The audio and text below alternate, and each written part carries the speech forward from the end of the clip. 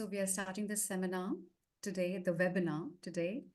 I would like to, of course, greet everyone. Good afternoon and good morning to everyone who has joined us for this dialogue today from India and abroad.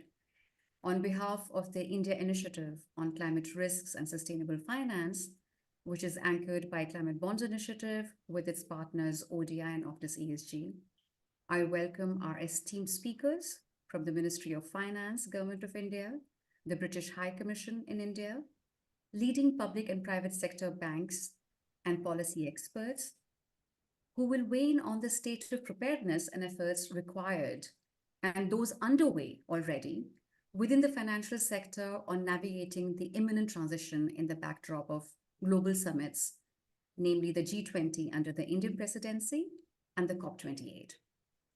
Before we open the discussion today, some house rules and information. We are live streaming this session and the recorded video will be on YouTube channels of Climate Bonds and ODI. Please share your questions in the Q&A box and we will take it up at the end of our panel discussion. Now, I would like to take the opportunity to set the context a little further before inviting Ms. Geetu Joshi, who is the Economic Advisor, Ministry of Finance, for her opening remarks. And she led the Sustainable Finance Working Group for G20 Indian Presidency. I will then hand it over to my colleague, Sarojit Iyer from Optus ESG, who will moderate the discussion. You will then hear the closing remarks from Sarah Taylor, Minister Counselor, British High Commission in India. And then we will come to a close of the discussion. To open the conversation, I think it's good to get an idea of a few high-level trends and developments which will increasingly inform domestic and international dialogues, negotiations, and action on sustainable finance. So when I was looking at today's discussion, I thought that there are 5 big trends that one should keep in mind, against the backdrop of which our further discussion will happen today. One is that there is an onward march of regulation and policy for financing sustainable transition globally and in India. That this is irreversible is a fact. Directing finance at scale will determine the pace of transition. And planning ahead its different dimensions will determine how orderly this transition will be. Both these aspects are important. The pace and the orderliness of sustainable or green transition, and I'm using green in a broad sense of the term. Second trend is that there is a twofold focus. There is definitely a focus from the regulation side on risk management by financial institutions. Credible transition plans are coming into vogue. Institutional investors are asking for that, and banking institutions and regulators are also beginning to talk about a credible and a systematic transition plan, which can help readjust their portfolios towards sustainability and low-risk investments. It is also backed by a system of disclosures. As we speak, there are different disclosure frameworks which have come about, in fact, in the last year, including international disclosure frameworks like IISB. And then there are national domestic jurisdictional disclosures. Where will it lead to in terms of more interoperability, feasibility of their usability, is something that I think every jurisdiction is taking into account. Then there is a second focus, which is a sharpened focus on mobilizing finance for climate action by attracting resources, involving multilateral development banks, and encouraging a lot of private investment in green and low carbon technologies. The third trend is actually about going beyond renewable energy alone. Now, every year, a whopping $20 trillion gets invested in hard-to-abate sectors. Hard-to-abate sectors are like steel, cement, chemical, etc., which are major contributors to emissions.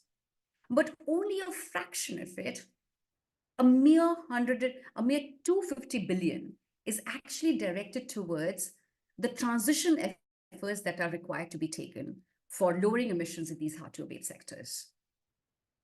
The fourth big trend is that just transition has become an imperative. This is now the consensus. Just transition not only safeguards sustainable development, but it is also important because without it, transition will be inherently fragile. For a developing country like India, it is even more important to equally give attention to not only the decarbonization efforts, but to the efforts on resilience, on job creation, on on affordability of goods and services, so that no one is actually adversely affected as a result of this green transition. And the fifth thing, which I always say, is that everyone is learning together. Regulators are putting systems in place. Real economy actors are looking at making changes in their production processes. Financial institutions are beginning to grapple with a whole lot of new requirements, which are actually forward-looking. In that sense, they are different from what they have been doing till now in terms of ESG. So all of this basically has the characteristic of simultaneity of developments, trends, requirements, and that makes the job a little bit harder than we would expect it to be.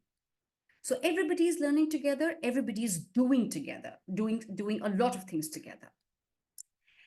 When it comes to these are trends which are universal. They are happening globally and they're also happening within countries. I would just now touch upon a couple of important feedback points that we keep on getting from the market when it comes to the Indian ecosystem, Indian financial ecosystem, and as well as, the companies which are trying to make shifts in their investments, in their capital expenditure towards sustainable and climate responsive projects. One is that they all think that we need a cohesive and overarching sustainable finance roadmap for India. And efforts in this direction had been taken by the Ministry of Finance in the pre-G20 year. And hopefully they will pick up again as we now have more attention that we can give to the domestic efforts which are already underway. The second requirement and the need that is always articulated is prioritization of capacity enhancement.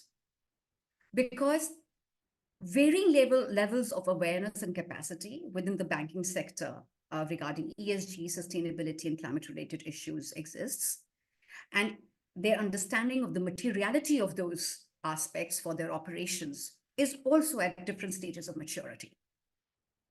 The third thing that we keep on hearing is about building data comparability.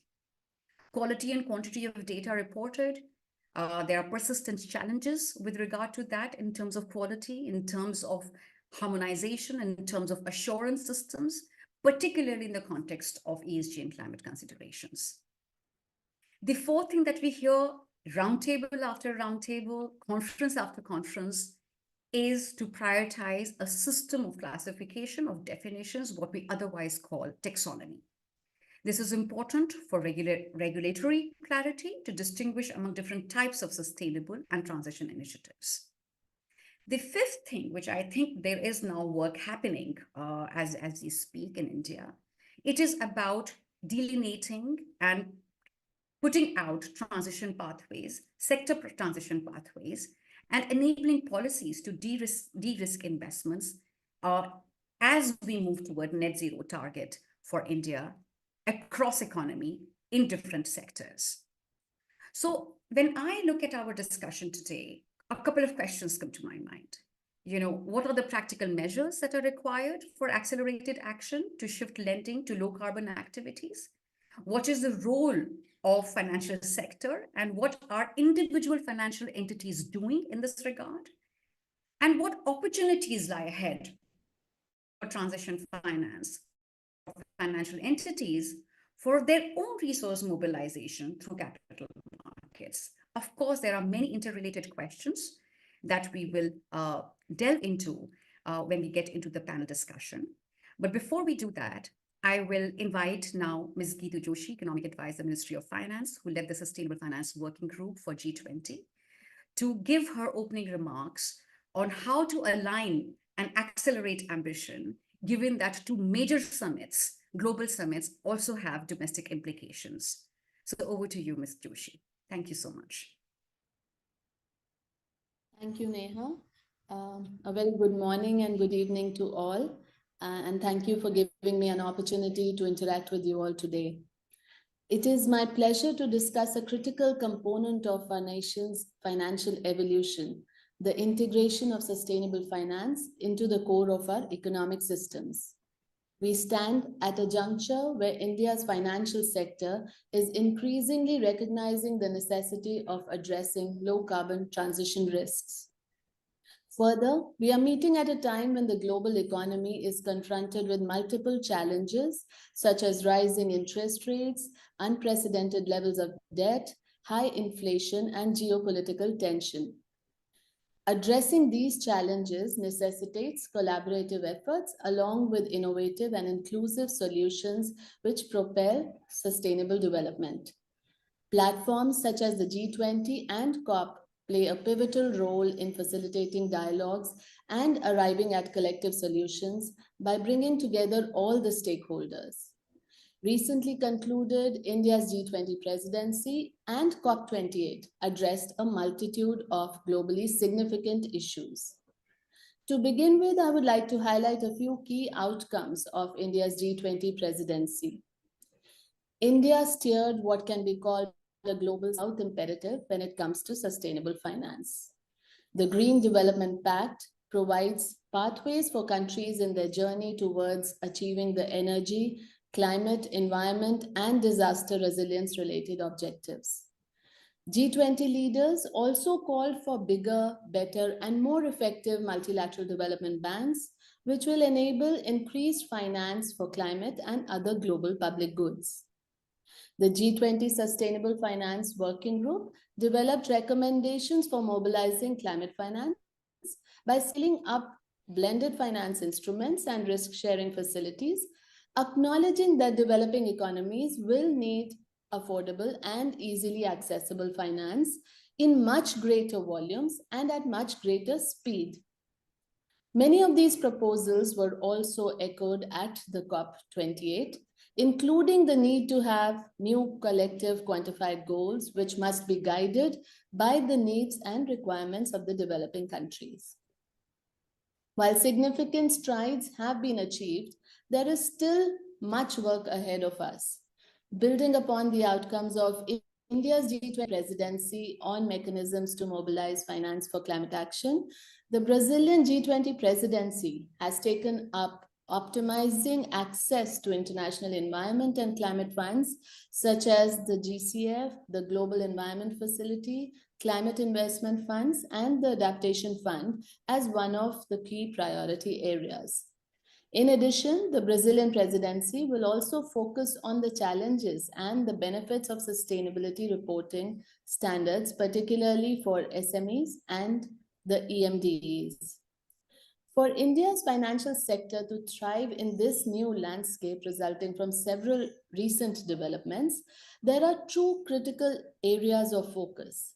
The first is fostering a robust regulatory environment where financial institutions are not only compliant but also proactive in their approach towards sustainable finance. The second is enhancing the capabilities within our financial institutions to comprehend and integrate climate risks into their decision-making processes.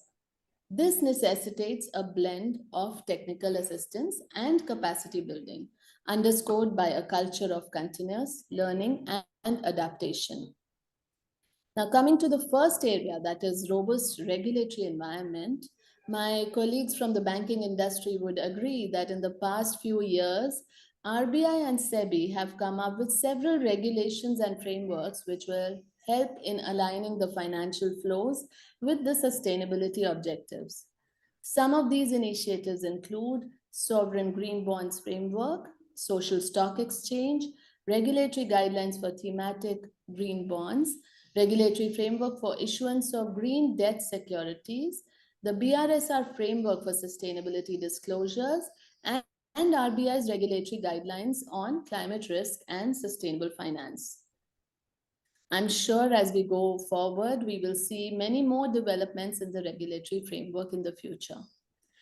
Coming to the second area on the capacity building aspect, which is the topic of discussion today, I would like to spend the next few minutes on the G20 Sustainable Finance Technical Assistance Action Plan, which in short I'll refer to as TAP, and which was developed during our presidency to cater to the unique sustainable finance needs of developing countries. The TAP was endorsed by the G20 leaders and is strategically positioned to address the capacity building and technical assistance requirements of financial market participants. As a global platform convened by the UNDP, TAP promises to be a nexus of knowledge and resources. It aims to synchronize efforts among core financial stakeholders such as the MDBs, public development banks, think tanks, private sector entities, and capacity building providers.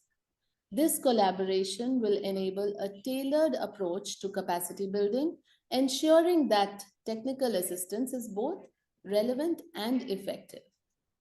The TAP's role in this transition is multifaceted. It is set to provide a framework for peer learning, facilitate interoperability with global best practices, and offers targeted technical assistance on areas such as risk analysis, transition planning, etc. This initiative will empower bankers and other financial sector experts in India with the necessary skills to navigate green and resilient investments. More so, it will provide access to critical information and services to facilitate these investments, thereby aligning our financial sector with the global trajectory towards sustainability. As we embark on this path to a low carbon economy, it's imperative to understand that our financial sector is a key player in this transformation. The TAP, with its comprehensive approach to capacity building and technical assistance, will be instrumental in this journey. It offers an opportunity for our financial institutions to not only mitigate the risks associated with climate change, but also to harness the immense opportunities it presents for sustainable development. Given the urgent need of capacity building to address transition risks, the India Initiative on Climate Risks and Sustainable Finance by climate bonds and other partners is a welcome intervention, which could align its operations with the ambitions of G20 leaders as reflected in the Technical Assistance Action Plan. In closing, I would like to emphasize the significance of this moment. The transition to sustainable finance is not just an environmental imperative, but also an economic opportunity. With the right framework, guidance, and collaborative efforts under initiatives like the TAP, India's financial sector is well positioned to lead this transition, contributing significantly to global efforts in combating climate change and promoting sustainable development. Thank you for your attention, and I look forward to our collective progress in this crucial endeavor. Thank you so much.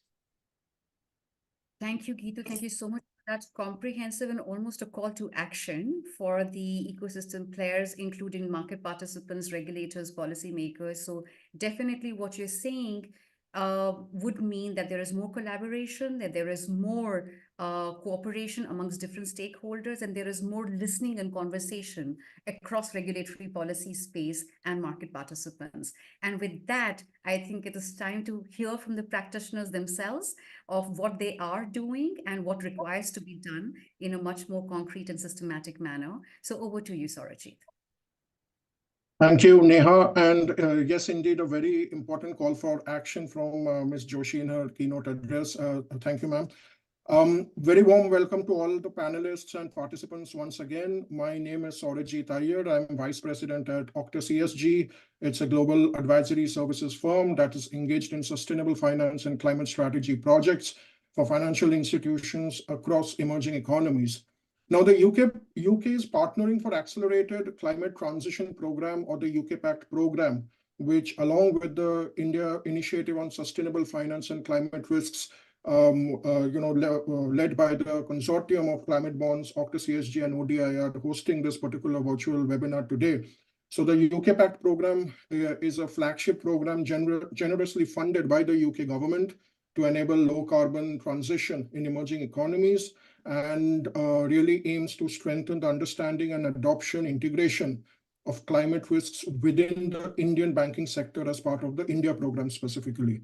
So we'll be talking on this particular panel discussion on focusing on building capacities towards managing climate risks and opportunities more effectively within the Indian banking space, what is required, and what really the bankers are doing and facing, and what they really need going forward. Now, as part of the broader program under this UK Pact India project, the consortium of these two institutions was awarded a second round of funding, in fact, in 2023-24, building on the success of the first round of funding back in 21. So this particular program now really includes two main work streams: design and delivery of 2-day skill enhancement modules individually for large Indian banks to identify, measure, manage climate risks and transition planning. And so far, these sessions have been conducted with as much as 11 large Indian banks, covering as many as 450 officers from across risk, credit, banking, and product teams. And this round also involves drafting research-based knowledge reports on, quantifying the financial risks associated with transition in the power sector, with climate-related investment needs in certain sectors, with the aim to support the supervisor, the RBI, in introducing climate responsive guidelines and disclosure. And of course, all of this is being supported by the curation of bilateral meetings, thought leadership articles, and virtual seminars like today's session. So coming to today's session, once again, thanks again to our keynote speaker, Ms. Geetu Joshi. And I would now like to extend a warm welcome to our panelist speakers, Ms. JC Paul. She's the Chief General Manager, ESG and Climate Finance, State Bank of India. Welcome, ma'am. Mr. Manish Kumar, he's the ESG at Manish Kumar, he's the head of ESG at ICICI Bank. Welcome, sir. Mr. Ajit Kumar, he's the head of market risk and ESG at Federal Bank. Welcome, Ajit. We should also be joined soon with Professor Ulrich. Ulrich has joined. Welcome, Ulrich. He's the professor of economics at and the director of the Center for Sustainable Finance at SOAS at the University of London. Now, this particular panel discussion will really focus on the climate risks and opportunities facing the financial sector in a very large, high-growth emerging market like India, with a particular emphasis on the ways and means to build capacity within the banks to identify, measure, manage, and mitigate climate-related financial risks and transition planning. That's really the broader objective. But at the same time, before moving into the questions with the panelists, very quickly to set a bit of context and build on what our previous speakers have already said, India is facing a very tricky situation. If you actually look at the data, India's emissions are now today 3 times higher than the pre-economic reforms period, while GDP is 10 times higher. Now, at a cursory glance, that actually indicates that the GHG to GDP intensity has actually come down. Today, it is about 1:1. But the fact remains, it is still very, very high for comfort. And especially considering that the country is on a very high, economic growth trajectory in the coming years. So bringing down this intensity to the G20 average of 0.4 to 1 would really require moving the country's real economy to more sustainable business model strategies, decoupling the emissions-based economic model, and the role of banks to finance that entire transition. And that is really what makes today's topic such a critical one. The good news is that India is proving capable. We've seen that in the renewable sector. We've seen that in some other spaces as well. But that being said, and a lot of work has happened as part of the G20 and the COP, and all the conversations that India has been having there. I'll not go into the details, but essentially we are on the track, but at the same time, a lot more needs to be done. Now, we have a very relevant set of stakeholders here as part of this panel discussion, both from the practitioner side and also from the academia research side. I would request each panelist to please restrict their response to 5 minutes per answer so that we stay within the time. And I will also request members of the audience to put any questions they may have in the chat box in advance, and we will try to take them towards the end of this session on a first come first serve basis. So moving to the panel discussion now, let me start with you, Professor Ulrich, more for an outside-in perspective. So given the amount of research work you've been doing in this space, you have seen a lot of different countries, perspectives from different countries, including some in Asia, that have very, very similar socioeconomic profiles to India. How they are approaching that entire process to model and measure climate risk in their respective sectors. So given this entire perspective that you've gained, in your view, what would you really suggest to Indian financial institutions and banks on what would be the most ideal or best method or approach they should be using to manage climate risk? Over to you, Professor Wilder. Yeah, thank you so much, and thanks a lot for having me. Great to be with you. Well, I don't think there's like just one simple thing to do. I mean, it's really a broad set of measures. First of all, very clearly, each and every financial institution needs to build up capacity to understand the fundamental challenges and start kind of at a higher level to analyze what are potentially material risks. What are the different exposures in the balance sheet, so to also think strategically about the approach to lending, to investment, and so on.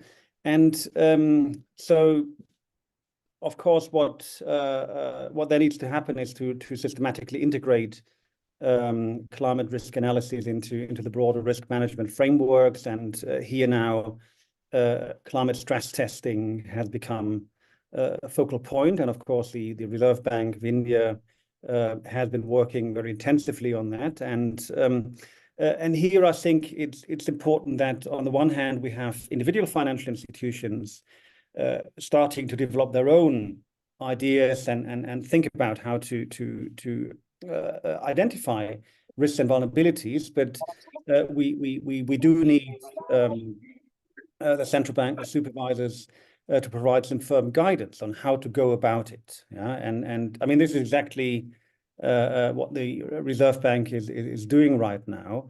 But as I said, to effectively run stress tests, for example, you need to build up expertise. You need to have staff that really learn about the details, and of course we're talking about both physical and transition risk that matter. And so I think having a process where, on the one hand, the supervisors demand from institutions to kind of ramp up their own capacities, to think about their own strategies, is one important element. But at the same time, we do need also some firm guidance from the central regulator. Great. Thank you, points taken. Let me now go to Ms. J.C. Paul, because for an inside-out view from our practitioners, because at the end of the day, India has its own nuances and a lot of challenges, particular to the Indian market as well. It's a large economy. So what has been some of your experiences on the challenges that Indian banks are currently facing to take on this task, Ms. Paul? Especially given that all these broader NDCs, net zero goals are giving some direction to the journey ahead. So how are you navigating these challenges at your bank? And how could the international community support Indian banks towards this context? Over to you, Ms. Paul. Good afternoon, everyone, and thank you. I'm grateful to the organizers for this opportunity to speak on this very relevant webinar. So coming to your question, Saurajit, yes, India is committed to an NDC 2070, and we are awaiting the roadmap pathways, which are the sectors, government policies with regard to how we are going to, as a country, we are going to reach that net zero by 2070, which sectors to focus, etc. So when we talk about net zero, we are actually looking at what is it that really contributed to the climate changes, and how do we really address the reasons what contributed to the climate changes, and how do we really bring down the carbon emissions or GHG emissions? How do we reduce the carbon emissions and reach that net zero path? That is one side of one aspect of climate change. And when we talk about climate risk, we are talking about the other side of climate change. That is, what are the risks that is caused to enterprises, businesses as a consequence of climate change. So these are two related aspects, but different aspects which need different solutions. So as rightly pointed out by earlier speakers, in the Indian banking system, as we all of us know, we started taking climate change, climate risk seriously maybe in the recent past. So the largest challenge, according to me, will be capacity building. Banks as of now, Indian banks as of now, in my view, do not have the capabilities, expertise, domain expertise, skill sets, etc., to address this problem. Either side, the net zero side, that is reducing carbon emission. Of course, banks on their own, their operations, carbon emission may be insignificant. But what is significant is the financed emissions, the emissions from their finance portfolio. So to address that problem on one side, the other side is, what is the climate risk posed by the finance portfolio risk, whether it is physical risk or transition risk. We haven't reached a stage, we have the capabilities to measure that, how to go about it. So biggest challenge, according to me, capacity building. So within SBI, we have taken certain initiatives. One is that we have put in a dedicated team to take care of all the areas associated with climate, ESG, climate change, climate risk, climate finance, etc. But again, this team also, it's not that this team having put in place a focus team, that is only a beginning. So we need to ensure that this team gains the required capabilities over a period of time. So for that, in that direction, what we are doing is that we have been collaborating with entities in the field, climate experts, financial experts, modeling experts in the field. Like, okay, you would remember you also had taken a session for our people, some 10-hour session. So we are collaborating with many entities in the field for knowledge sharing, updating people on what is happening in the space, what is the requirement, how to go about, etc. That is one thing. Second thing, as part of capacity building, we have also done, we are making certain courses mandatory for every official in the bank. It's a very basic level course which creates awareness. Okay. Targeted trainings wherein, like, we have a very structured training system, training institutions, wherein every official has to undergo certain trainings every year related to speak. So what we are mandated now is that any training for more than 3 days period should necessarily have a session on ESG and climate change and climate risk, etc. Sure. That is another thing we have done. And we have made certain courses like sustainability and climate risk, etc., which can be done by the employees on their own. So that is internal capacity building. So we have started this way. Again, okay, to build up the team, we are also looking at recruiting from the market, domain experts, climate scientists from the market. We actually did one round of interviews, etc., for this.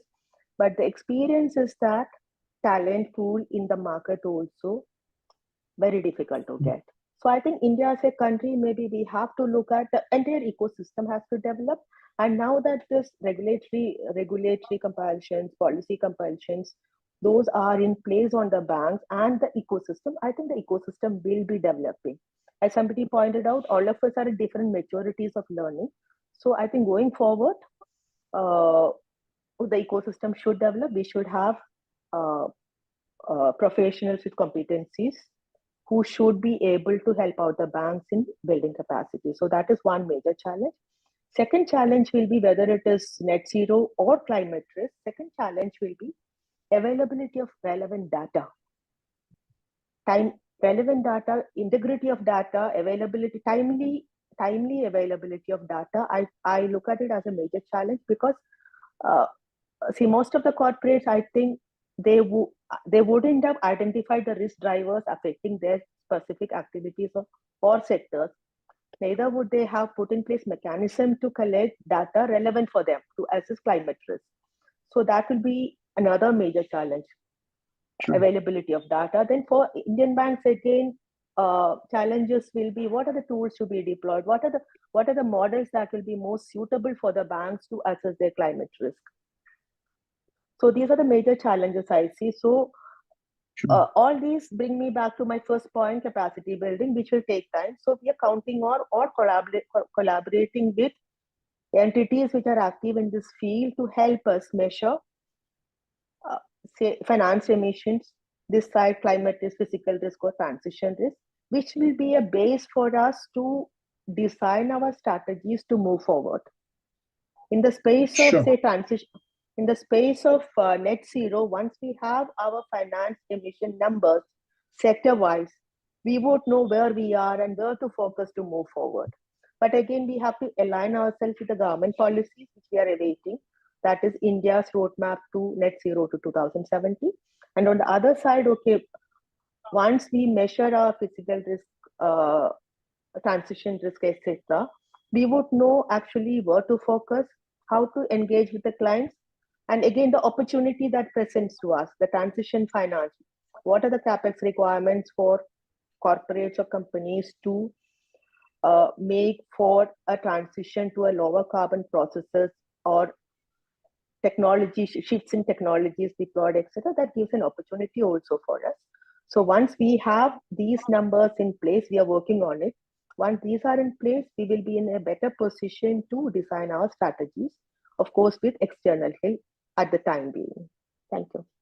Thank you, Ms. Paul. In fact, going back to a point you raised at the initial, so the way I'm reading it is that it's two parts. So one is translating the net zero or the NDC goals into what it really means for business. So if we have to reduce emissions from X to Y, what does it translate for the business and hence the bank? That is one part of the entire capacity piece. The other piece is that once we know what we have to do, okay, we have to reduce it from X to Y, then what does it mean for our internal processes, systems and processes? What are the changes we need to do? Manish, Ms. Paul mentioned ecosystems, capacity, data as some of the major challenges. I'll come to you. I'll pose the same question to you, that from your perspective, what are some of the challenges that you think banks are facing in this entire process to manage climate risk? Yeah. Thanks, Shurajit, and thanks to the organizers for having me on the panel. I'll take a step back. Of course, whatever JC mentioned are relevant. I'll just take a step back. I think everything starts from the tone from the top. So, while we might work in the right direction to build capacities, to really create awareness, is it really translating into the right tone at the top? And is it really action oriented? I think the focus now has to shift more towards action, what Neha also alluded to. And, in fact, I will refer to a report which was put out by the RBI itself. It was a report on currency and finance. I think it was published in May 2023. And there RBI has specifically noted that despite awareness that potential impact of climate risks on financial health of entities, so everybody is aware that there is a potential impact, mitigation plans are only getting discussed. It's all only in the discussion phase. Now, this has to now translate into an action. Again, RBI has indicated time and again, please use proxy data. And this is not only by the RBI, even regulators worldwide. They are saying, why don't you start using proxy data? Why don't you start using a proportionate approach? Why should we really wait for the regulators to take the first step? Because ultimately we are all actors in this entire journey. we will also have to partake any of the risks that could potentially impact our businesses themselves. So I think one important aspect now is that tone from the top has to start looking at action. The second part, is the reporting framework. Again, what Neha mentioned about. Now, there has to evolve a standardized reporting framework. And the reason I'm saying is that is where the data becomes important. So while, we might be searching for data, or while, some corporates or entities may have data available, how do they really present the data is also very important. So that whatever information is being right now put out by the companies, I feel there is a misalignment of the disclosure versus the decision usefulness of that information. Now that bridge has to gap. So that is the big challenge which I would say Indian banks are facing to really assess the climate risks, which can potentially impact portfolio. And then we are talking about finance emissions. So I would like to put the challenge this way. Absolutely. I take your point. In fact, you raised two fantastic points. I'll take the second one before that, ultimately, or rather the first one, sorry. Ultimately, it's the push from the top. So in fact, I'll come back to you because I'm also, and I'm sure all other panelists and participants are also curious to know, what will it take to get that push from the top? So what will it take to get the push so that we start looking at identifying proxy data points and set the ball rolling instead of just waiting for regulations to happen? Because regulators are also learning, and this is a new topic for everybody. So I will be very interested to come back to you on that point, but let me first go to Ajit. We've kept you waiting for quite some time. Sorry for that. But Ajit, you are leading ESG climate at a mid-sized Indian bank. And the reason I mentioned that specifically is because a lot of mid-sized banks in the Indian ecosystem are actually proving more agile and adaptable when it comes to all these emerging issues, integrating these emerging issues. So your bank has also undertaken some initiatives, I understand. Could you just share, how you went about this process at your institution, how you navigated some of the issues, challenges, headwinds that, you faced in the process? Over to you. Yeah, first of am I audible? Yeah, so first of all, thank you, Saurajit and Aurea, for giving me this opportunity to take part as a panelist in this esteemed webinar. So in this regard, I first of all fully endorse the views of Manish, because we are doing a lot of things even before this, a lot of things in a lot of manner. But when we look at a climate point or climate perspective, things have to get the shape. So the starting point is a strong endorsement from the top and the board. So that is where we started with in this journey.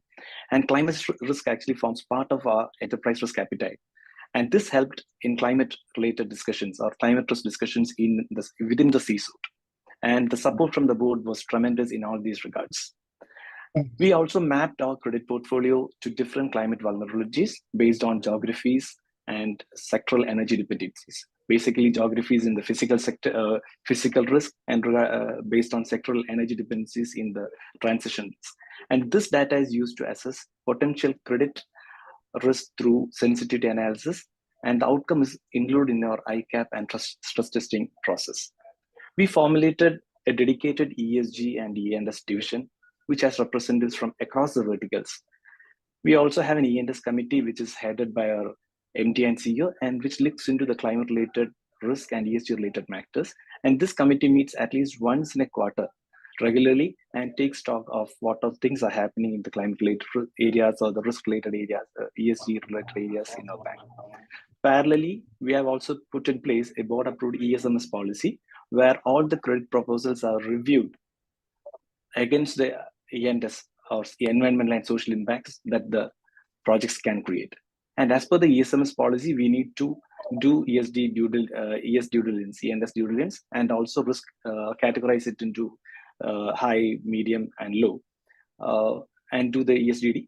For that, actually, we are following the IFC's performance standards. And in this regard, actually, capacity building is again an important thing. We have even recruited people from the market for who are specifically doing this E&S due diligence in other organizations. Now they are a part of us. All these things will be helping. And based on this ESDD, we need to again give them ESAPs, which will again help in mitigating the climate-related or environment and social-related risk, which is created by those portfolios. And our strategic relationship IFC has also helped a lot in this regard in institutionalizing the ESMS process, including the capacity building program. The most tough call taken by the bank was on the decision to phase out our entire call exposure by 2030, even when we know that there are business opportunities beyond the state, far beyond the state. And we have to say no to otherwise highly creditworthy names. But the board and the management was convinced that in our journey to become the most admired bank, these calls need to be taken in the best interest of the higher society, or the larger society and the planet. We also have some exclusion list activities wherein we cannot fund. Some of those are like the critically polluting sectors like the oil and gas exploration, again aligning to the beginning of the end of fossil fuel era. So in short, by implementing all these, we are trying to make our credit portfolio future ready and would be able to stay ahead of the curve. And again, I am endorsing Mr. Manish. Actually, the tone at the top and the awareness are the key to the success of climate journey in any bank as of now. In that case, Ajit, let me put you in a tricky spot right now for 1 minute at least, and ask you that question, which I was curious from Manish's answer as well. And in fact, in certain things, Mr. Paul also alluded to that. You started your answer saying that the board and this is what it did, this is what it did, etc. The question really is, what made them do it? What was the trigger that you made your board give that instruction or guidance from the top? So 1 minute to you, Ajit, if you want to add some. Yeah, to be clear, actually, before the onset of COVID, I think in 2019, we presented a presentation to the board on ESG and climate related risk, wherein actually that time we are getting the news, like we know about the Global Economic Forum. Even yesterday, last day also, they have released the global risk reports. And even if you see the next 10 years, if you see the first 4 is again on climate, and in the first 10, 5 are related to climate. And by 2015, most of the cities won't be there, like they would be submerged under the water. So that was the beginning of all these things, wherein we have presented the thing to the board and the senior management. And from there only we have been thinking about that. Then the onset of COVID was there, then things were muted, but COVID has again prompted many things. And we have also, from our own experience, the flood that happened in 2018, that was a once in 100-year flood which happened in our own Kerala. We know what all things happen, and now these things are getting repeated, and every now and then whenever a monsoon is coming, we are afraid what will happen next. So these are the triggers which might have prompted. So Manish and JC, we got some clues from Federal Bank's experience on what were the triggers for the push from the top. It's a journey in any case, and I mean, whether it is the India initiative, the UK PAC program, all of us are there to help the practitioners in this particular journey. Let me come back to, we heard in the previous round all the Indian banking practitioners speaking about certain challenges that they are facing in the process. Data seems to be quite an important gap that banks are facing, that is limiting or inhibiting them from implementing practical action. So this is your studies globally. How do you find large banks, across the world, especially in emerging markets, addressing this gap around climate data, climate information? Over to you. Yeah, thank you. I mean, data is indeed a critical issue, and it's a challenge everywhere. So, and so we've been having these discussions about, we don't have the right data, the right granularity, and so on, also in advanced economies. But as one colleague mentioned before, one has to start somewhere. So even if one does not have the perfect data, one has to start working with proxies and so on, and there are ways to work around, and it really is a process. So we need to think, okay, what are the data that we would like to use, and then how can we get there? And there's certainly a very important role also for regulators, supervisors in working with the industry on how to make the relevant data available. And so there's one important issue, of course, around disclosures. I mean, there often is a bit of a reluctance, kind of banks feel bad having to ask all kinds of additional information from their clients. But in turn, real economy firms also, they need to do transition risk analysis. They need to do transition planning as well. So they themselves, as part of, prudent management, will have to work on generating data that the financial sector needs. So it's really the whole ecosystem. And so there it's very important that we have from governments and financial supervisors really guidance on what kind of data should be generated. And here I think, so this is kind of the mandatory issue of mandatory disclosures. There's now, specifically with regard to transition risk, globally a very intensive discussions about transition plans. So, for example, in the UK and Europe, we are very advanced now in requiring large corporations to do transition plans, and also supervisors are now realizing that these transition plans actually are really important also for prudential purposes, because they contain information that financial institutions and the supervisors themselves can use for micro and macroprudential risk analysis. So having some firm guidance is important. And I would just like to emphasize also that there is a huge potential for using digital approaches to try to automate data generation as much as possible. Yeah. So we need huge amounts of data, but that's, I mean, kind of even beyond climate. And I mean, the financial sector is changing. We are moving more and more digital anyway. So when you think of relevant data points for analyzing transition risk, so for example, energy consumption, emissions, and all that, we can use data, for example, from energy companies. The problem is, of course, that right now this information is not publicly available, but so we can have governments, supervisors work together with energy providers kind of to create data pools, make these data pools available to financial institutions who can then in an automated way analyze real-time data on energy use and so on, which can really facilitate a lot of the discussion. So because it's really important that we, of course, don't make things too costly.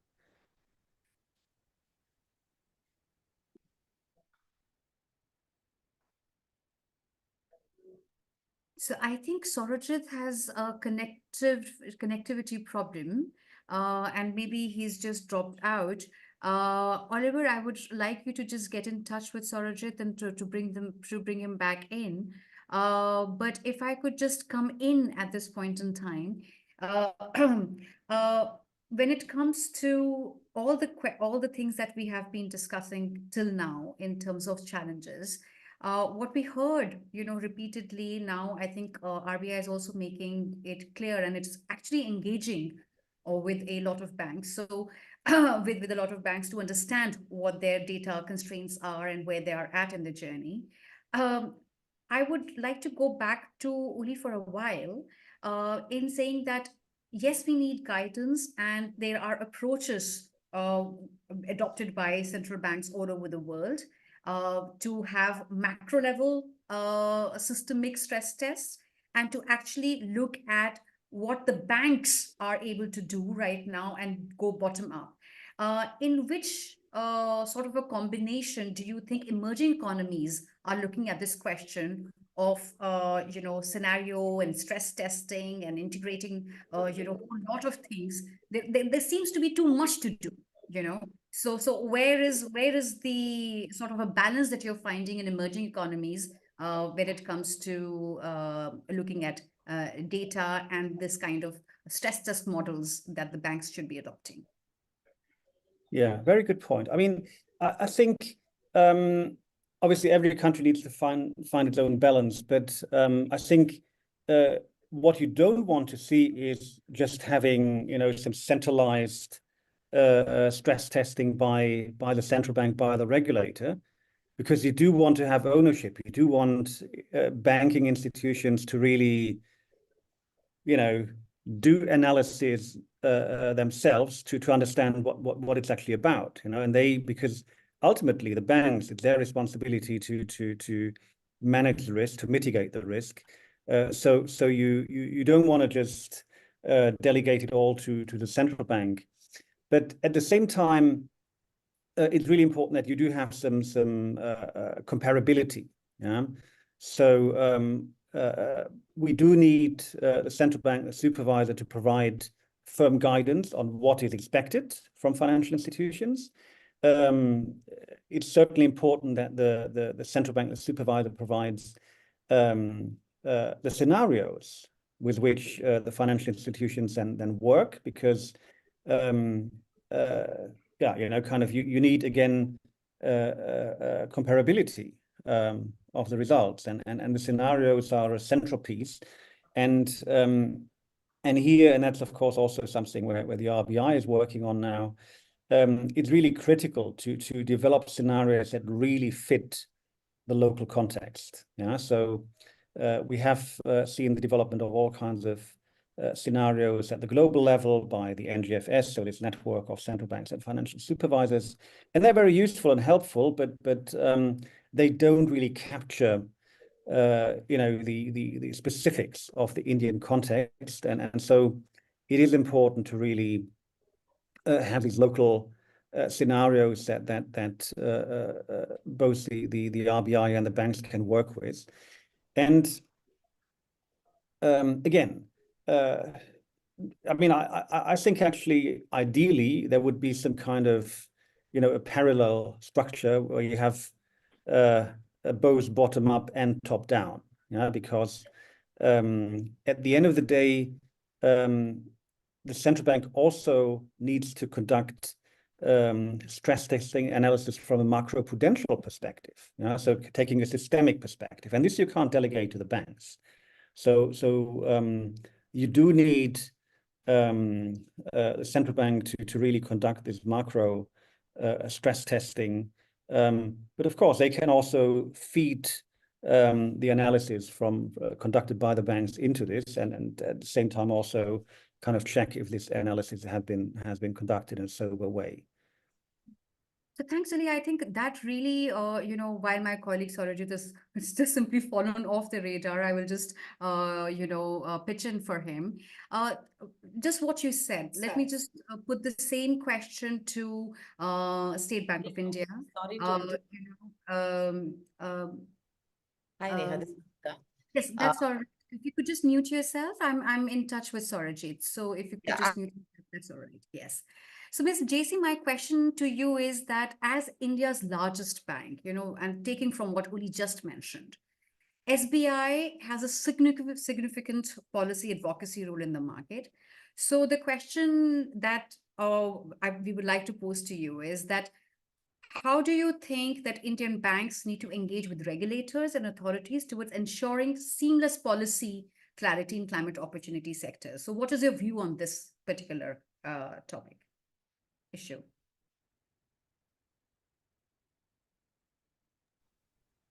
Yeah, Neha, thank you for the question.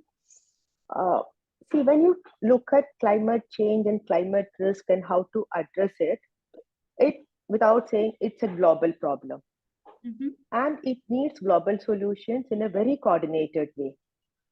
Every stakeholder has a role to play, whether it's a policymakers, whether it's a regulator, whether it's international bodies, financial institutions, everyone has a role to play, and it's complementary. Each stakeholder has to complement the efforts of others and facilitate. So in that way, see climate risk being a relatively new focus in India. I say relatively new because all of us have been working on it, taking steps to address that problem, maybe not in so much a focused way, But the focused attention as there is today, it has come recently. So engaging with policymakers, you asked about regulators, I'm adding policymakers also to that, because enabling policies, facilitating policies is a prerequisite for banks to actually go full throng into this sector and take care of the requirements for funding in the newly evolving areas. So we do engage with the regulators, we do engage with the ministries involved, formally, informally. There are parliamentary committees on energy, Ministry of Environment, Forest, MNRE. There are so many engagements with these policymakers, regulators, wherein we get to really advise them, or what is the information which we receive from the industry, the marketplace. Say, if I can give you an example, say, Government of India, there is a scheme called PM KUSUM, which is for solar pumps. There are 3 variants, but 2 variants which are to individuals. Not much progress has actually happened. So we were looking at why is it even State Bank of India, when we look at our portfolio, the progress we have made in that particular scheme is hardly anything. So when we look at it, we get to know that these are the drawbacks why people are not really looking at seriously. One is that, okay, there is huge subsidies in this scheme. And after the subsidy, the loan amount is very, very small. So people are not, for a 50,000 or 40,000, people really do not want to go to the bank and take a loan. Second is that the class of people on for whom this PM KUSUM is more relevant, they get either free electricity or heavily subsidized electricity. So why should I be installing a solar pump? So these are the kind of feedback we get from our portfolio holders, our borrowers, which actually helps the policymakers to teach the terms of a scheme or put in policy enabling policies. Likewise for solar. Say solar, one important issue, what we tell them is that, say, net metering. Say the surplus electricity which we sell, certain states, one issue is that, okay, discoms, certain states, they are very, very cooperative in facilitating that linking to the grid, etc. Certain states, not so much. Then the net metering issues. So these are the issues which we get to garner from the market information that we are able to pass on to the policymakers, and even in the regulatory space also, we are able to engage with them formally, informally, which helps in better facilitating policies, regulations. Ultimately, it helps everyone in addressing the problem. Thank you, JC. I think that was a very relevant point, and I will give it to Sarojit. I was holding forth in your absence, Sarojit. But I think one of the questions to be sort of probably addressed as we go forward in the discussion is not only the engagement that we require from between financial sector entities, regulated entities, and policymakers and regulators, so that the system of regulations is actually adopted well, and those challenges are addressed right from the day go, but also how the banks and borrowers actually engage with each other when they are making their transition plan, both from the decarbonization point of view as well as from the resilience point of view. So I think if you would address this question, say, going forward, that would be very good, but over to you. That's first of all, thanks, Neha, for holding the fort. I had a bit of tech issue. Yeah, that point you said, it's quite it's all the more relevant because it's such a heterogeneous ecosystem, right? The borrower community, and it's so difficult from the bank's perspective to put a templatized approach. And maybe we'll take inputs from our bankers, all of them who are actually working on this space, on how they would be addressing this. Manish, let me go to you now regarding measuring, scoring, rating loan project for potential climate risks. What do you think would be some of the challenges that your credit officers may face if they really want to integrate a climate risk score within the broader credit rating score, rather than just keep it as a standalone score? Is there a way to address this through capacity building? And do also, when you are saying, do also bring in that borrower aspect, that Does it really depend on particular type of borrowers where it may work and certain type of borrowers where it may be more difficult to make it work? Over to you. Yeah, uh, quite a heavy question, I would say.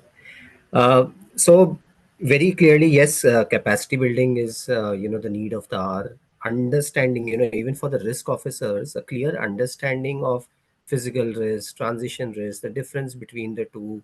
What are the parameters that need to be assessed? See, I was recently reading, the India CEO of Coca-Cola said, India is a vast country. It should be treated like a continent by itself, not a country. So there are these disparities, it's being such a vast country. So what is relevant for a particular sector in a particular region or a geography, that itself poses a challenge. So therefore, the credit officers, even if we do a capacity building, ultimately it has to be a sectoral approach that needs to be adopted by the bank. It needs to be a borrower approach, and there it can be a differential approach, large corporates versus SMEs versus MSMEs, because each of them would have their own challenges, especially the MSMEs and SMEs. So how that can be facilitated, one of the ways, as JC mentioned, is by handholding some of the borrowers seeking information. But selection of the appropriate metrics, that is a challenge for the officers. If that is a challenge, then integration of ESG risks into the mainstream credit evaluation automatically becomes a challenge. So I think the starting point, again, while there are challenges, I'm also trying to bring in some of the solutions, because we can't be discussing only challenges. So I think one of the things that the large institutions can do, and this is irrespective of the sector, whether it's the real sector players, or whether it is the financial sector, I think more and more, when we go out to recruit people, we have to work along with the large institutes like the IITs, IIMs here. Can they really build courses? The capacity building has to start right from there. You would have read, there is a large private sector bank which is working with IIT. They're setting up centers of excellence. There is also some initiative being taken, I think, by one of the large corporates like Mahindra Group. They are talking about a sustainable university. That is how I think it should start. Doing capacity building on the job may really not yield to a long-term solution. People have to start thinking about it right at their academy, at their graduation level. So that is one. Number two, the challenge that we are facing is, say, everybody is reading that the PCAF framework for financial institutions, the global GHG accounting and reporting standard, which is embedded in the PCAF framework, that is the way to assess financed emissions. Now there are those data requirements. They are around those 6 categories. However, for a country like India, there are certain areas which are not getting addressed. Now, India as a country, we are dependent 15% as GDP, we are dependent on agriculture. Under the PCAF framework, there is no approach on how we can measure lending to the agriculture sector. For example, lending for consumption, which is basically personal loans. Now, that is the next challenge. So unless these things are first addressed, I think embedding ESG into mainstream credit rating cannot be addressed. So that will be really a factor of some of these things. Exactly.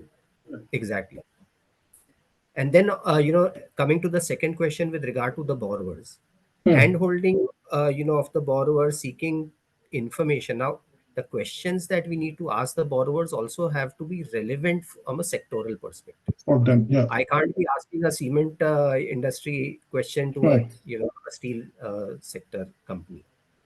So that also, is a, I would say, training and capacity building that we need to do at ground level. So that, and therefore that engagement with the borrowers is important. It actually helps build that understanding at both ends. It helps the companies to understand what are the bank requiring, and it also helps the bank to understand how a particular company operates in that particular sector, or what could be the challenges in that sector. For example, what is the decarbonization pathway for a large steel company in the steel sector? Now, that is how I think that sharing of information will happen, and then that will trickle down to SMEs and MSMEs. So ultimately, in any case, we have to address the value chain as well. Maybe a larger role for the industry bodies or industry associations or the nodal agencies for sectors may also be required. That's also probably going to emerge a very important stakeholder in coming time, because they are the sector specialists and they have the they have the front face with all the industry players of that particular sector, and maybe that is that stakeholder gap that probably needs a bit of bridging the gap as. So you're right, Shurajit. In fact, these kind of associations can play an important role in becoming a central repository for information. I'm taking an example of Singapore. In Singapore, they have actually created these groups which enable, storing information, gathering information, and making it available. It is like the credit union, or the credit scores, which are available for individuals. It is, through a particular agency. That kind of a thing will have to be developed. Got it. Thanks, Manish. Ajit, let me move to you. One question at this point, especially from rating, measuring climate risk is concerned. I want to raise the question of size, the size of the bank. So your bank, for instance, as a mid-sized bank, your portfolio would be as diverse as State Bank or ICICI, but it would still be a smaller size in terms of magnitude. Do you see that size as a natural advantage towards actually facilitating practical implementation of climate risk measurement? Or do you think that size actually eventually does not really make a difference? And the reason I'm asking is that, large-scale capacity building programs in climate risk management, do you think they should start with the mid-sized banks first, try to align with their practices, take the learnings, and then look at the large giants in the financial space, or the other way around, or it doesn't really matter? So wanted to get a bit of view on the size. Does size matter here? Does size matters? Actually, it really depends, Surajit, and I'll divide it into three parts. So the first and main most important thing is capacity building, as we have been already discussing. So actually, in the case of capacity building, being a mid-sized bank, actually there is some level of advantage in implementing the system and processes internally very much faster, because the percolation is needed only to that level, and we have a very good state of art architecture in that case. We are having online sessions, offline sessions, and we are doing it thoroughly, and we are able to. And if you see, the last 3 years have been a learning curve for us. Each of us were doing more things in this area, and we have already implemented the ESMS policy. So even when we come to climate or all these policies, the level of comprehension that we are having or our teams are having from a day to day is actually getting changed. The way we understand things and the way we are able to give it to others also changing. So we are having continuous sessions with them, and this in turn is helping the team as a whole. The sessions are even planned such as it is starting from the business RMs, like whether it is a business relationship managers, then the credit, then the monitoring, because the policy or the cycle is as such starts from the person who is meeting the customer first, and he needs to first of all educate the customer, then only all the things happen seamlessly. So that is one thing. And as Manish pointed out, sectoral things. So we cannot ask the same question to every sector. So there also we are coming up with sectoral studies. Every month we are coming with the study on each sector. Until now we have done around 12 sectors, sectoral study on 12 industry sectors, and also framing questions which should be asked when we do any site visits to each of these sectors. So that is in the process. So so for the first question, like it is advantageous being a mid-sized player in the capacity building. The next one is practical implementation. So we have all these things, we know all these things, but when we approach the customer, being a mid-sized bank, our leverage will be less, because our portion of advance will be very less. And when other banks are not asking, why should I? So all these things are coming as a challenge, being a mid-sized bank, and we may not be the largest lender in many of the transactions, and the challenge is there. And being a larger lender in the market, they can bring the change more in that manner, whether with SBI or it's like larger banks will be able to will be having that advantage in that manner. Because while everyone agrees that climate risk is real, the approaches to many to manage the same is still in the early stages of evolution, as you all know. And unless something is mandated by the regulator, each bank will be approaching it differently. And the customers need to agree to all the requirements of the lenders. In this case, actually, we already know RBI has several discussions as they have come up with the discussion paper, and we are awaiting for the guidance and the framework from RBI so that there will be a level playing field. So that is the thing. And third most thing is the data. And the challenge of data is size agnostic. It is everywhere. Though we might be having diverse customers, actually the data, if you want to actually study or have implication or to see what finally implies or converts into risk, we need to have a lot of data. And I think in the Indian context, we have to travel a lot more in this area. And that is where, again, we need to get something from the regulator, as well as all you are helping us, all the consultancies will be must be having a major role there, who can help the banks in all these areas. So that way we can group into three. So one of the points that you said where the customer interface, that there are challenges because customers obviously resist, and that is a very natural thing. It goes back to what the point Neha said, that how do we manage that equation? And in fact, maybe in the subsequent answers, if you, Manish, Ms. JC, could also weave in that within the heterogeneous customer ecosystem, is there a particular type of profile of customer, certain maybe, some profile of a particular corporate borrower who is more amenable or open to these things rather than the others, because that's really the low-hanging fruit to start off with. If we can convert that low-hanging fruit, it makes the job easier to use those as case studies to convert further borrowers in the low carbon transition journey. So that's just a point to I'd like all of you to keep in mind in your subsequent responses as well. Or if you want to add something quickly. No, just to add, from my experience over the last 3 years, the way we are dealing with customers, it has changed a lot from where we started into 21 or 20, because none of the customers are also understanding the challenges. They are also like, I have done personally many of the site visits wherein, like, when the RM speaks to a customer, basically they are speaking to the CFO. But when we are doing the site visit, we are going to the site and we can see what all things they are doing in this area. Yeah, each and every point they are able to discuss with us. And the point now what we are having is like the E&S team is often having calls along with the E&S officers of those companies. And when we do the visits also, they are able to explain all these things, and even they are having arrangements with a lot of consultancies, because they are also in this journey, because finally they have to sustain. So the customers who know that are already doing all these things, and it is the thing, like if you see the listed companies, they're all having the data and they are doing all these things. It is coming to the lower side only. We need to again percolate to them and make that more understanding finally. Otherwise, it will be finally converting into the transition risk in the coming years. Sure, thanks. Let me now move to the last round of questions. This is, let's talk a bit more about the climate opportunities piece. So Ulrich, a lot of regulations, policies are evolving as we speak in the broader markets. But at the same time, it's creating a tendency in the industry to wait and watch for better policy clarity. Manish did mention a very important point, that how do we actually push the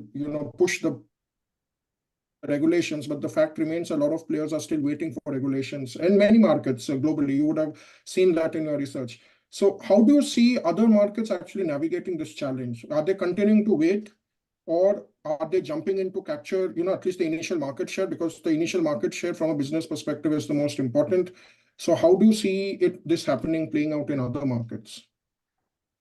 Yeah, I think that's an important point. Of course, there is a tendency across the industry to wait for, government supervisors and so on to provide guidance. But I mean, at the end of the day, this is really a strategic issue for each and every corporation, right? I mean,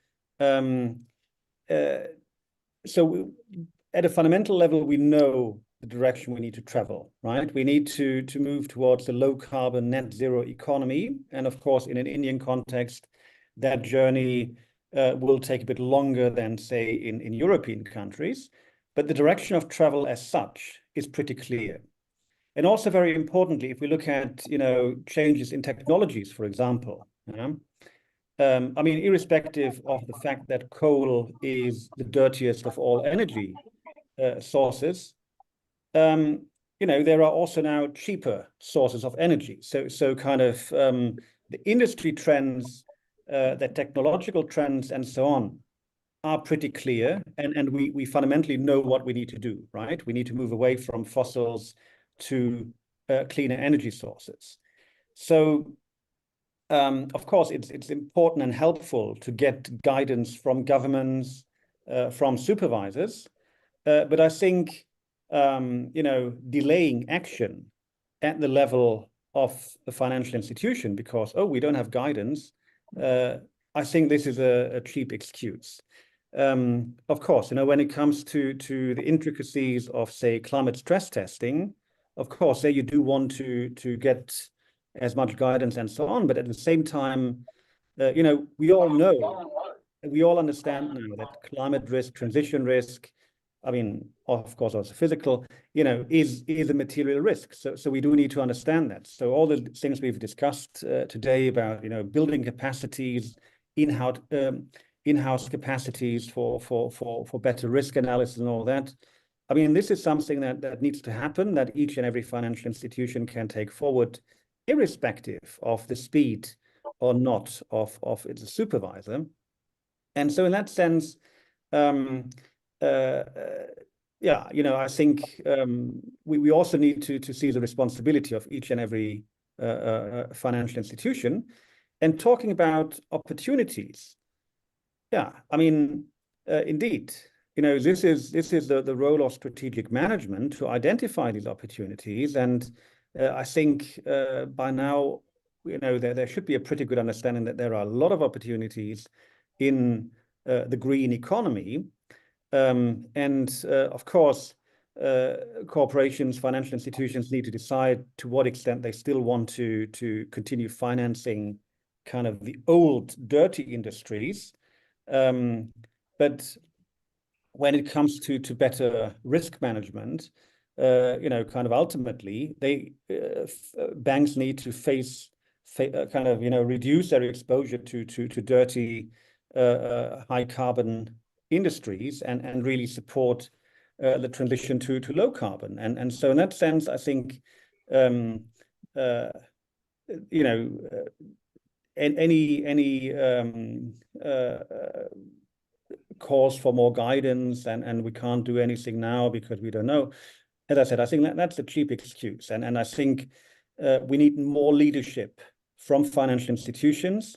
There's certainly at the global level, kind of with the world's largest financial institutions, they all talk a lot about net zero and so on, but we don't see that in their actions. We still have trillions of dollars flowing into all kinds of high carbon sectors, new fossil fuel exploration and so on, which is very much not in line with any net zero pathway.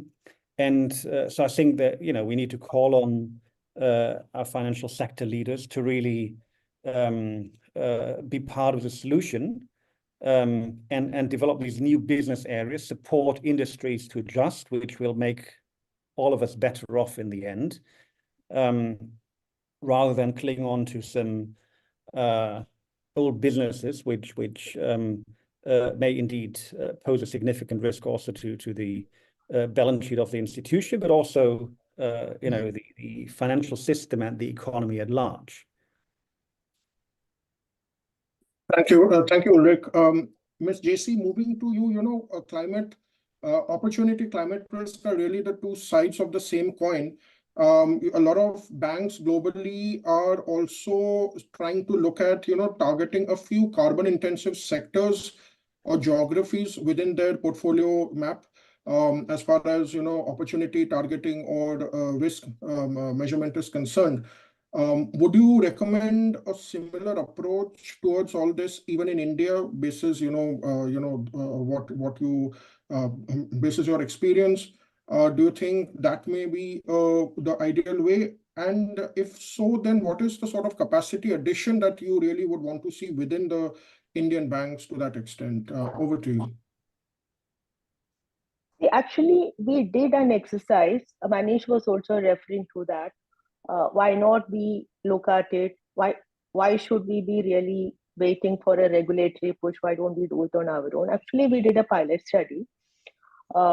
We engaged a climate tech startup to measure the financed emissions of our domestic portfolio.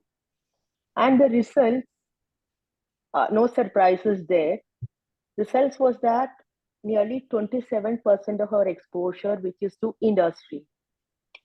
State Bank has a asset book of roughly 30 trillion rupees, out of which roughly 8 trillion is to this, say, 9 or 10, those red, so-called red sectors. So the exposure, our exposure to these 9 or 10 sectors, highly polluting sectors, it is 27%. And the contribution of this particular portfolio to our portfolio emission is more than 80%. So no surprises there. More important, 3 sectors, that is hydrocarbon, power, and iron and steel. Our exposure out of this 8 trillion to these 10 sectors, our exposure to these 3 sectors, it's 6 trillion. That is more than 20% of our portfolio. And so these 3 sectors, if we focus on, it will be like we'll be taking care of more than 60% of our financed emission. So it makes sense when you look at it theoretically, yes, it makes sense to adopt a targeted approach. Look at those sectors which are most polluting, focus your energies, efforts there so that the results are maximum. But again, say I said hydrocarbon, power, and iron and steel. So as a State Bank of India, whether we can take a call that, see, from tomorrow onwards, I'm not supporting power sector. We just cannot take the decision because we will align ourselves with the national priorities. We being an energy deficient country, wherein the government is going ahead, the Power Minister made a very categorical statement that yes, we are going ahead with coal power thermal power plants. So if the government is going ahead with that, as a State Bank of India, maybe I wouldn't have the flexibility to say or take a decision that no, I'm not supporting that. Otherwise, theoretically, if you look at it, 20% of my portfolio contributes to 60% of my emissions, it looks good.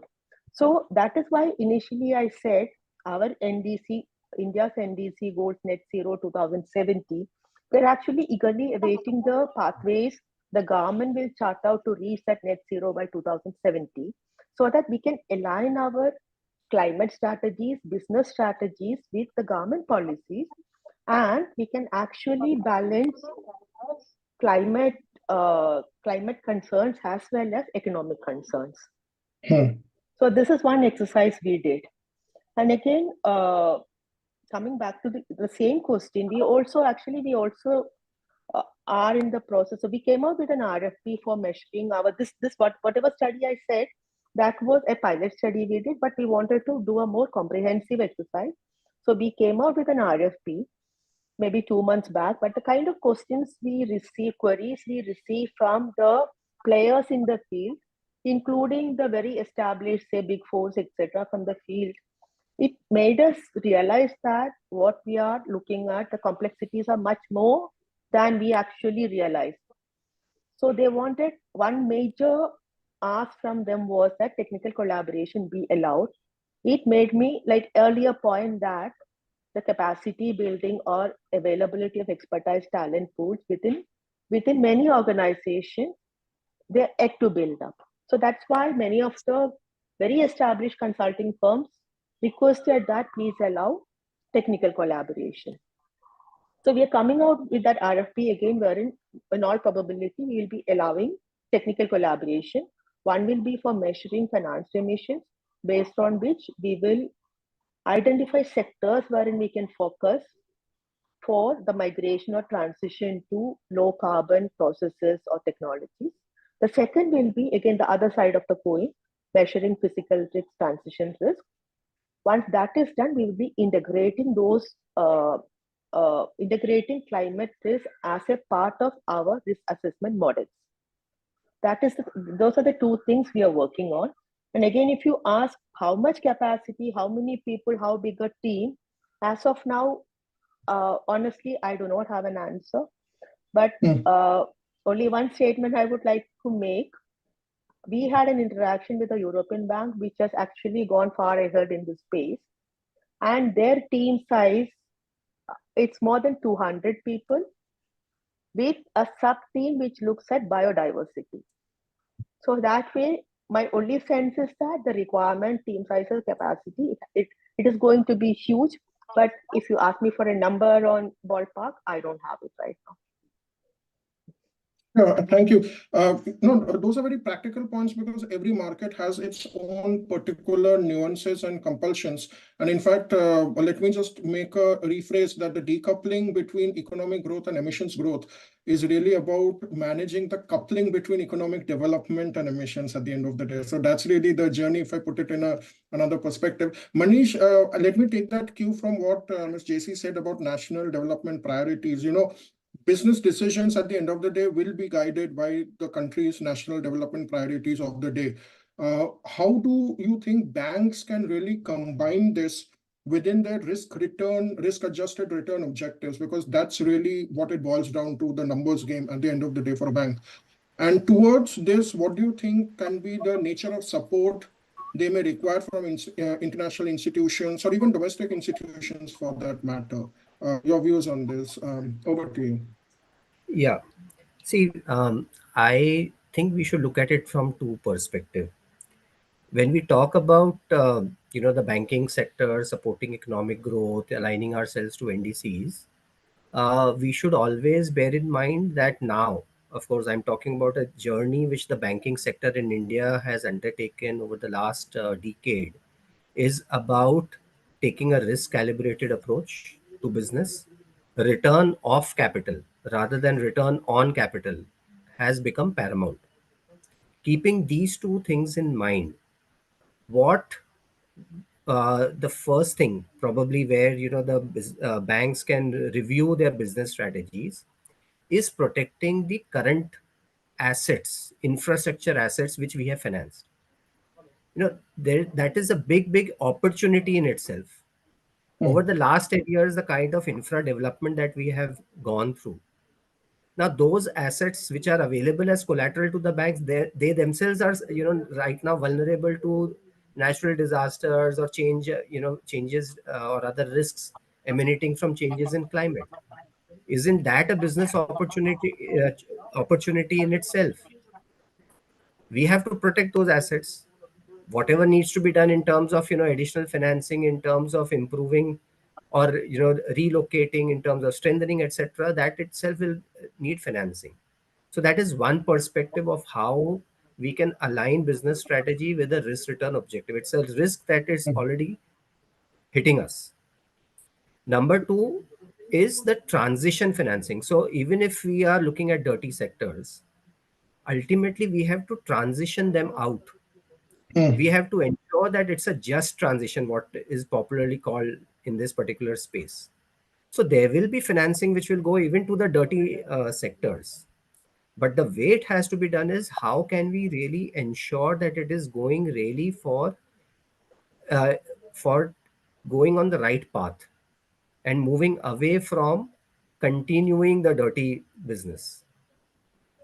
So these are the two areas which I feel can align in all ways. Business strategy aligns to risk objectives, risk return objectives, and it aligns to the NDCs. That is how I would like to look at it. Number two, the ask. Yeah, your second part of the question, the ask for, I would say for commercial banks. The big challenge that currently, we are facing is asset liability mismatch. We know that, there are some of these areas which are still under R&D phase. A lot of pilots are happening. They have not yet fructified as commercial operations. Now, that is the risk which now commercial banks are very hesitant to take.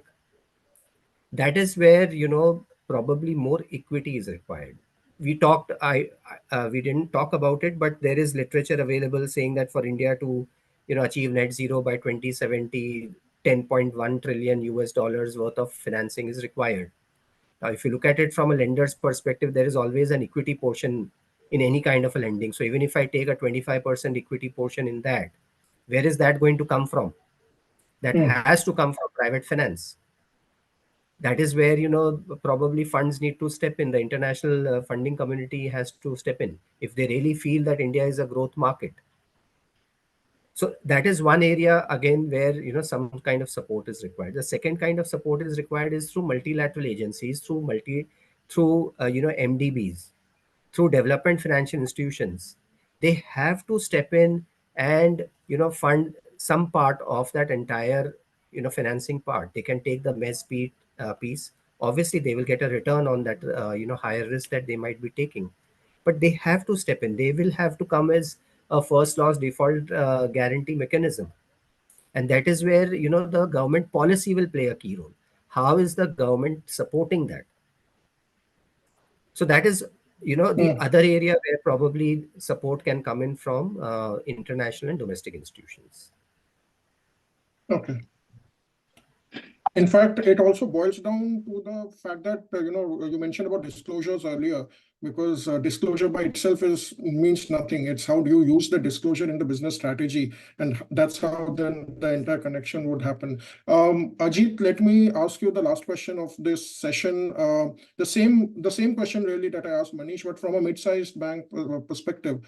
What is the nature of support you think mid-sized banks particularly may, require from institutions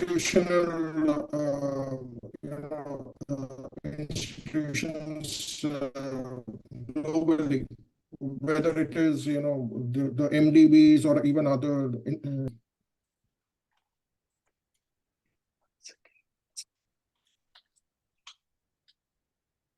Am I audible? Yes, you are. Hello. Yes. Yeah. So actually, coming to this, I'll take it in two aspects. So we have committed to have a green finance portfolio of 130 billion by 2025. So there, what we done is like we have adopted the IFC's process wherein we are categorizing the green loans. So there is the challenge, because at that point of time there was no even now there's no formal taxonomy in India where, so we have chosen that definition that is used by IFC to classify the climate loans. Now this could differ from the taxonomies and domestically and internationally. Hence there could be a result. This could result in a transaction being classified as green by one and not green by others. So there's a confusion there. So that the international bodies and institutions actually should work with government and regulatory bodies in finalizing a taxonomy for India, which can be used by all the parties, such as banks, industries as a whole. So this is one aspect. And where we need the help, the other aspect is like, how do we underwrite these newer technologies? Most of the climate-related finance that is coming is long-term and relatively emerging technologies, which banks may find hard to assess the inherent risk or to comprehend and implement the climate risk there. Suppose, take the example of solar. The major green finance that banks are doing is in solar. When we come to solar, actually, when we consider the environmental and social or the climate risk, actually solar comes under the high risk. Even it has the biodiversity issues. You might be knowing all the things that is happening in Rajasthan regarding the Great Indian Bustard, which is getting extinct as a bird, which is around 100 only number. So all these are triggering the thing. So, and even there's a Supreme Court order which says like all the power transmission lines should be made underground to save that. But if that needs to be implemented, then everything would be unviable. And now it is again in the court. So these are the things which needs to be understood. And even other new technologies which might replace all these things, if banks are not able to comprehend all these things and adopt the climate risk appropriately, again, all these will be having trouble in the risk area. And as Manish pointed out, the next point is regarding because all these are project loans, which has a period of might be 10, 15, and 20 years. And we need to see, this is again posing risk on concentration as well as ALM, asset liability management related challenges in the banks. So actually, as banks, we need to work together to find some common solutions that meet individual objectives and national developmental priorities. And here, actually, the sharing of knowledge and learning between the banks can improve the process of the system as a whole. And institutions like IBA, IABF, and like all of you can help us where we can create some common platforms for sharing these learnings, so that while all these practical implications will be addressed through these manners. So that is where banks need the help. Basically, comprehending and learning, like the aspects that needs to be addressed while implementing this climate related risk. Thank you, Ajit. Let me quickly hand it to Neha to check with the audience questions.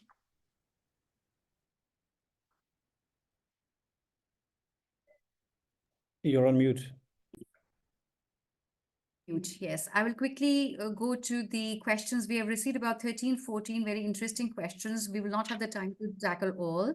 So I will try to at least ask 2 or 3. The first one is very interesting, and each one of you could do a rapid fire answer, a minute each. How banks are nudging its customers, how banks are nudging their customers to also share a transition plan to low carbon pathways. And how are they supporting their customers, especially in the hard-to-abate sectors, to develop a transition plan and share with the banks? So is there anything that is already a part of your thought process right now? Because one thing I can share with you, that we also engage with corporate clients who are your borrowers. And when they say that they are producing reports and they are putting certain plans in order, but from their banking partners, there isn't yet a clear guidance on what they want. Anyone? I can take this question, Neha. I can take that question. So in State Bank of India, what we have done is that we have developed an ESG framework wherein we rate our large value customers. Listed companies above 100 crore and others above 500 crore. Of course, large value customers. We have developed a framework wherein we assign, based on various parameters, we assign an ESG rating to each of these companies. So that is the first step we took. So the next step will be, ideally, whether there could be a threshold below which we may take a decision that, okay, we should not be onboarding this particular project or customer. Another way to look at it, again, I'm just thinking aloud, it's not that it's a policy within the bank. Maybe like a logical step could be that whether the pricing charge could be linked to the ESG rating of a customer. So once we implement any of this, where there is a commercial implication to the customer based on his ESG rating, that is our ESG framework. I'm not talking about ESG rating by external entities which do that. That is the time when we can start engaging with the corporate clients that, okay, this is a way, like your pricing, it is such and such now. If you take care of this, if you have a transition path, that itself gives you a score. That itself helps you improving your score, which actually will help you reducing your pricing. So that way we can start engaging with the clients, nudging them to put in place a transition policy for them for reducing carbon, for migrating to better processes, technologies, and that transition CapEx, as Manish and a few other panelists mentioned it, that transition to bring down emissions, that we can fund. That is the opportunity in climate that is there for the banks. So we are working on it, but we just started working on it. We will be taking it forward. We will be engaging with our corporate clients in these sectors which actually contribute heavily to carbon emission. And we are hopeful that, yes, we taking such an initiative should actually result in many positive developments for the corporates to really look at their emissions, their processes, and improve their operations.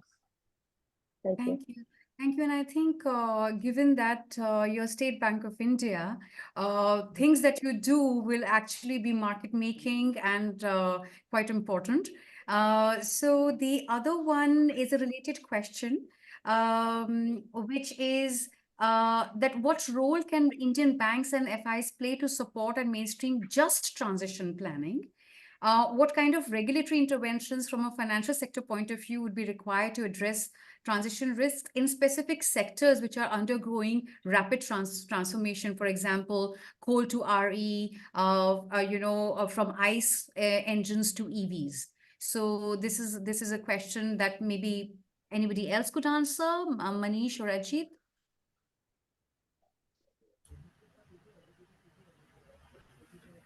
Yeah, should I take it up, Ajit? Yes, please. Okay, Manish. Yeah, okay. Yes. Yeah, sure. So I think we had spoken about it, especially the banks of systemic importance, SBI, ICICI, HDFC. We are working with various ministries and, in enabling that. So ensuring that policies are put in place. See, the government has already a Panchamrit target. They have enabled a lot of things through various initiatives, within the union budget. They have allocated certain allocation for the green initiatives. We expect that to only grow year on year. They have raised sovereign green bonds. So there is a clear intention of the government. Now that has to be supported through policy initiatives, and that is where we step in, uh, enable that policy framework. So, for example, we are engaging with the Ministry of Natural Resources and Renewable Energy to put adequate frameworks for enabling that just transition. At the moment, I think I can say this. Well, thanks a lot. And I think there are many other questions. One question was also something that Ajit, you had spoken about, for the need for taxonomies, and what is the banking sector doing to advance this within the banking sector and for banking sector. And I think that is a very it's a question which is which keeps on coming up again and again. And we address this, and hopefully there will be some answers provided to us by the policymakers in this direction. So we are running up on time. We have only this much of time to take the questions from discussants, but please be rest assured, we will be looking at these questions. We'll also be sharing this with the panelists. Now, Sarojit, if you're good with our conclusion of the panel discussion, could I invite Ms. Sally Taylor, who is the Minister Counselor at the British High Commission in India and looking at climate policies.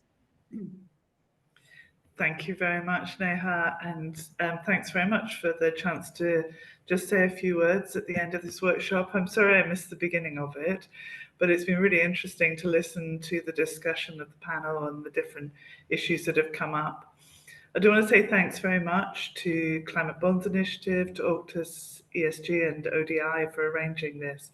And it's something that we're supporting under our partnership with India to accelerate climate transitions. So we all know that climate poses a systemic challenge, and it will change all of our lives. And there's a need for that sort of whole-scale changes to respond. We have all the leaders meeting in Davos at the moment, and the World Economic Forum identifies climate risks, nature risks as among sort of the top risks we're all facing. And we all feel that. I've heard some of the speakers highlight these different risks that we're all grappling with. And I think it's something that, we feel, in the UK and I think India, we very much both recognise this and are looking to sort of be ambitious, to provide some leadership in sort of different and joint and complementary ways across a whole range of activities. And we were talking about climate last week at a forum with the Indian G20 Sherpa, Mr. Amitabh Kant, who was talking about India's ambition and challenge really to both develop and achieve the SDG, the Sustainable Development Goals, without the same reliance that other sort of developed countries have had on fossil fuels, and how that will be a sort of first, and how important that is for India. But of course, it's also important for the world and as a model for other countries that will come. So it's a really important part of the work that we do here. I'm very pleased to work with India across a whole range of different things, be that research and technology, be that sort of policy spending choices we're grappling with, be that investment, including into the private sector. and also international activities. And finance is a really big part of all of that. And we have a partnership across a range of things. Our finance ministers meet, and this is all part of the economic and financial dialogue they have. We have had the G20 where India's very much prioritised it, including with the MDBs and the multilateral development banks. And that's something I think we very much share as a common agenda, and something which the UK has always been very interested in. I think India's provided some great leadership around that. And of course, there's partnerships between institutions. I know the City of London are working with Vicky on sustainable finance. And more recently, we've had at COP the UAE leaders' declaration on the global financial framework, which sort of sets out all the different multiple sources of finance that's going to be required, the scale of the challenge. So clearly, the financial sector is very central to all that. It's an area where the UK has very strong interests and strengths. The City of London, I think, has issued more green bonds than anywhere else. And how it all moves forward, I think, is important for us, and it's also important for India. And there is, lots of things that have happened already, but I think we recognise that there's still quite a lot to do if we're going to really transform the way in which the financial sector operates. And so, it is really, I think, we sort of see the need to just really work out how that happens in practice. We kind of know what we're aiming at, but it's the sort of the detail. It's how to think about what does it mean in business operations and decisions, what does it mean for policy, what does it mean for the regulatory framework, the risks, and also the capacity and skills. And of course, this workshop is part of a sort of second phase of work we've been doing around capacity building. So it's been really great to have the experts from the sector to sort of share perspectives, to talk about the sort of the detail of the challenges we're all grappling with, to sort of give the examples, the ideas of how we move forward. And so, really want to thank everybody for that. I think it's always sort of refreshing to hear that sort of experience, that sort of the detail of the practicalities, but also the ideas, what is it that's needed? And I do think there is a lot of value in government, the industry, business, sort of being able to talk together and to be able to sort of understand and to figure out how it is we're going to make this transformation. So I'd say, for our part, it will very much inform our thinking and next steps. And I hope that's also true for others. So thanks very much. Thank you, Sally, a lot. I think that was very good again, in the spirit that Ms. Joshi actually outlined in the beginning.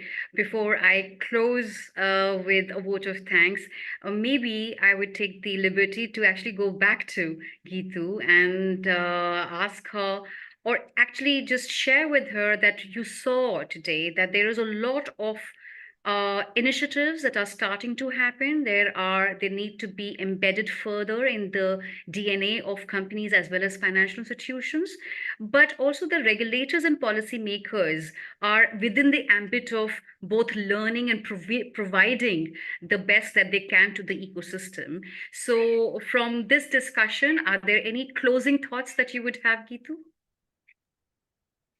Thank you, Neha, and it was wonderful joining the webinar today.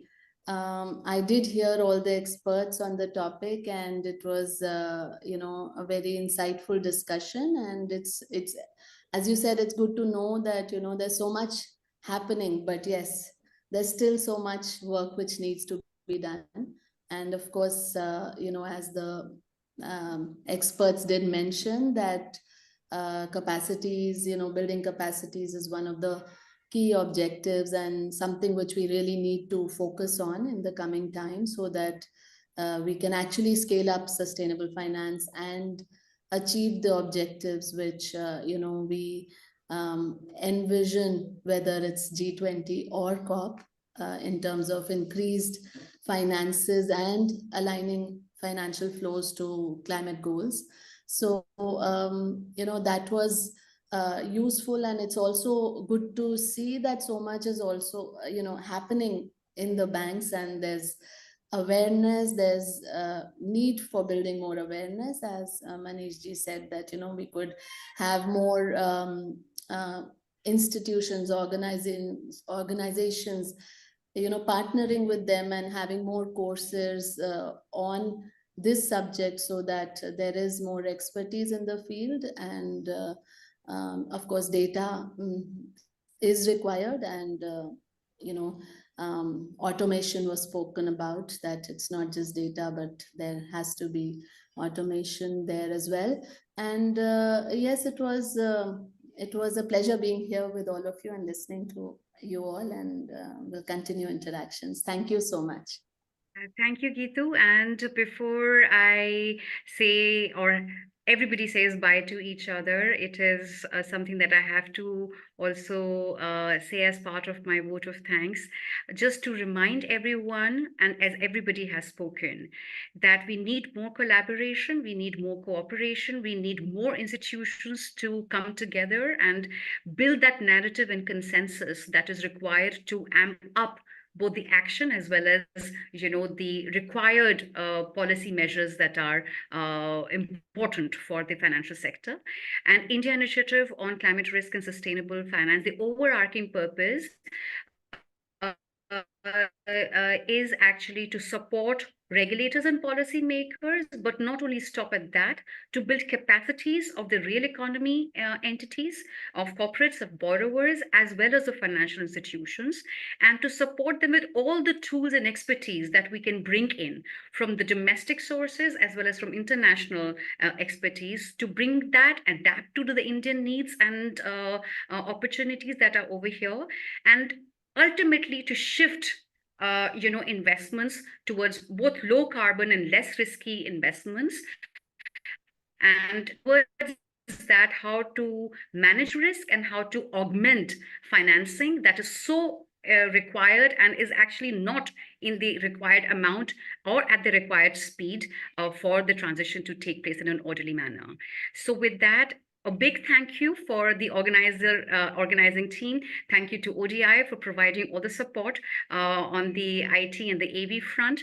Thank you, Octus, for being, the moderator of this discussion, but also as a consortium, really working together on the policy side, regulatory side, and actually going really to the, what we call bottom up, going to the banks, going to the corporates to actually bring all of those learnings back into the fold.